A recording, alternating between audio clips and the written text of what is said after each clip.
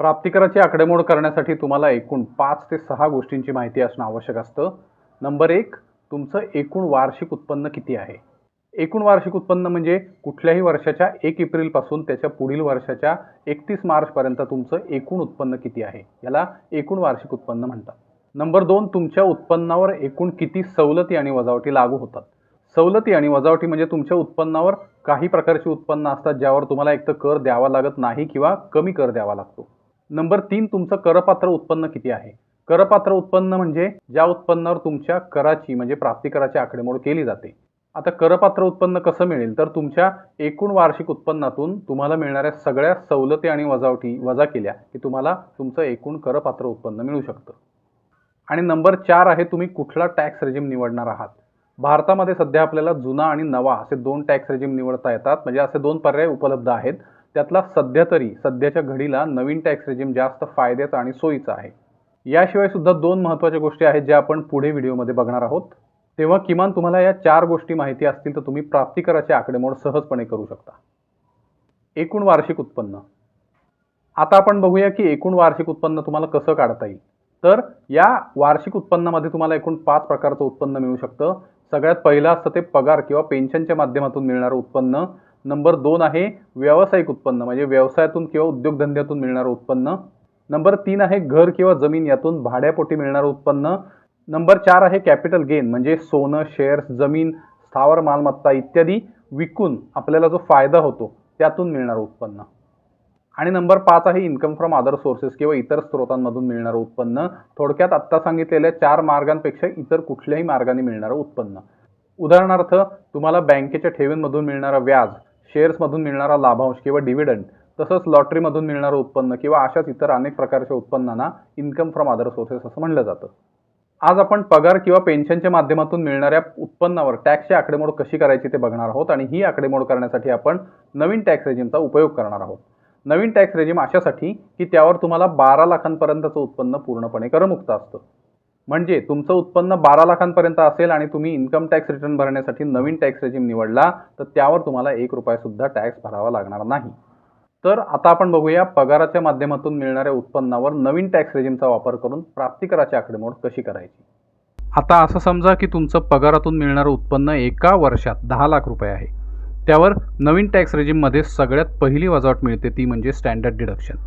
ही वजावट 75,000 रुपये मिळते आणि फक्त पगारदार किंवा पेन्शनर लोकांनाच मिळते. त्यामुळे 10 लाख वजा 75,000 बरोबर 9,25,000 रुपये उरतात. आता याशिवाय तुम्हाला अजून काही सवलती मिळू शकतात. त्यामध्ये travel and tour allowance, daily allowance, conveyance allowance, दिव्यांग व्यक्तींसाठी ट्रान्सपोर्ट अलाउन्स असे प्रकार असतात. पण हे सगळे प्रकार तुमच्या पगारामध्ये समाविष्ट असतात किंवा असले पाहिजेत आणि ते जर टॅक्स फ्री असतील तरच ते वजा होऊन तुम्हाला एकूण उत्पन्न, एकूण वार्षिक उत्पन्न मिळतं, जे आपण आत्ता 10 लाख रुपये धरलं आहे. तर 10 लाखांमधून 75,000 रुपये वजा करून 9,25,000 रुपये उरले. याशिवाय नवीन टॅक्स रेजिममध्ये काही वजावटी मिळत नाहीत. त्यामुळे हेच आपलं करपात्र उत्पन्न असेल.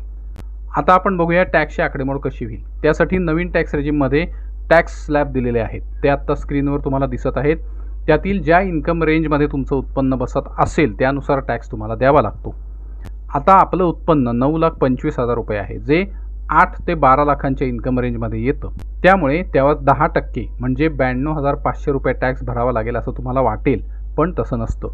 प्राप्तिकराची आकडेमोड करताना तुमच्या उत्पन्नाची टॅक्स स्लॅबनुसार फोड करावी लागते आणि त्यानुसार प्राप्तिकराची आकडेमोड केली जाते. त्यामुळे आपल्या 9,25,000 उत्पन्नापैकी पहिल्या 4 लाखांवर आपल्याला कुठलाही टॅक्स द्यावा लागणार नाही, कारण पहिल्या 4 लाखांपर्यंत आपलं उत्पन्न पूर्णपणे करमुक्त असतं. आता उरले 5,25,000 रुपये. त्यातील 4 लाखांवर दुसऱ्या टॅक्स स्लॅबनुसार 5% टॅक्स पडेल म्हणजे 20,000 रुपये होईल. त्यातून उरले 1,25,000 रुपये. त्यावर तिसऱ्या टॅक्स स्लॅबनुसार 10% म्हणजे 12,500 रुपये टॅक्स पडेल. म्हणजे एकूण टॅक्स 20,000 अधिक 12,500 बरोबर 32,500 रुपये होईल. मात्र नवीन टॅक्स रेजिमनुसार आपलं उत्पन्न 12 लाखांपर्यंत असेल तर त्यावर टॅक्स पूर्णपणे माफ केला जातो आणि आपलं उत्पन्न 9,25,000 रुपये आहे. त्यामुळे त्यावर येणारा टॅक्स 32,500 रुपये माफ केला जाईल. त्यामुळे तुमचं उत्पन्न करमुक्त होईल. आता आपण अजून एक उदाहरण बघूया. आता असं समजा की तुमचं उत्पन्न 13 लाख रुपये आहे.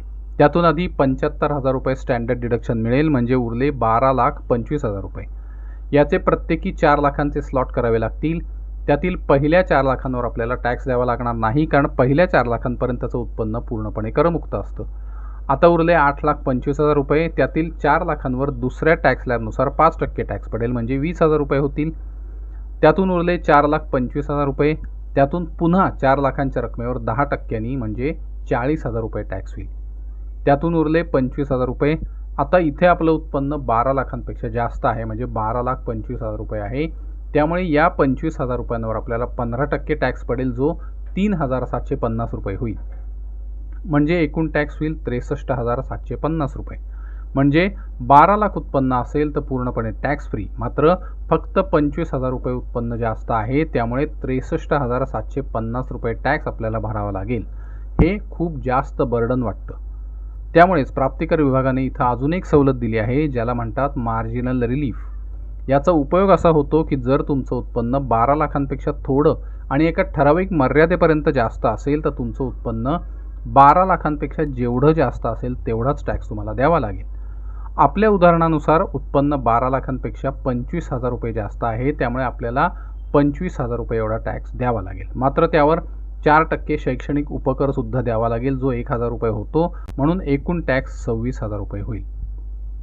या मार्जिनल रिलीफला सुद्धा एक कमाल मर्यादा असते. ही मर्यादा स्टँडर्ड डिडक्शन लागू होत असेल, म्हणजे 75,000 रुपयांचं स्टँडर्ड डिडक्शन लागू होत असेल तर, म्हणजे नोकरदार किंवा पेन्शनर करदात्यांसाठी 13,45,588 रुपये एवढ्या वार्षिक उत्पन्नावर आहे. आणि स्टँडर्ड डिडक्शन लागू होत नसेल, म्हणजे व्यावसायिक करदात्यांसाठी 12,70,588 रुपये एवढ्या वार्षिक उत्पन्नावर आहे.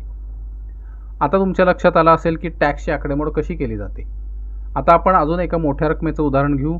समजा तुमचं उत्पन्न 15 लाख रुपये आहे.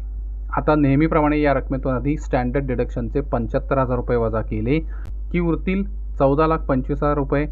त्याचे 4 लाखांचे 3 स्लॉट आणि 2,25,000 रुपयांचा 1 स्लॉट अशी विभागणी करावी लागेल. त्यानुसार टॅक्स किती होईल ते तुम्हाला आत्ता स्क्रीनवर दिसत असेल. इथं मात्र तुम्हाला मार्जिनल रिलीफचा फायदा मिळणार नाही, कारण आपल्या उत्पन्नाची रक्कम मार्जिनल रिलीफच्या नियमापेक्षा जास्त आहे. त्यामुळे 15 लाखांच्या उत्पन्नावर आपल्याला एकूण प्राप्तिकर 93,750 रुपये पडेल. तर मंडळी, ही होती आपल्या उत्पन्नावर नवीन टॅक्स रेजिम वापरून टॅक्सची आकडेमोड कशी करावी याची माहिती. ही आकडेमोड फक्त पगार किंवा पेन्शनच्या उत्पन्नावर केली तर सोपी वाटते, पण त्यात उत्पन्नाचे इतर प्रकार समाविष्ट केले तर थोडं अवघड जातं. त्यामुळे त्यासाठी तुम्ही प्राप्तिकर विभागाच्या टॅक्स कॅल्क्युलेटरची मदत घेऊ शकता. तुम्हाला प्राप्तिकर विभागाच्या टॅक्स कॅल्क्युलेटरचा वापर कसा करायचा याची माहिती हवी असेल तर कृपया कमेंट्समध्ये तसं लिहा, म्हणजे आम्ही त्यावर एक सविस्तर व्हिडिओ नक्की घेऊन येऊ. तर मंडळी, आज इथंच थांबूया. आजचा व्हिडिओ तुम्हाला कसा वाटला हे कमेंट्समध्ये नक्की कळवा. व्हिडिओ आवडला तर लाईक आणि शेअर करा. चॅनेल सबस्क्राईब करा. धन्यवाद.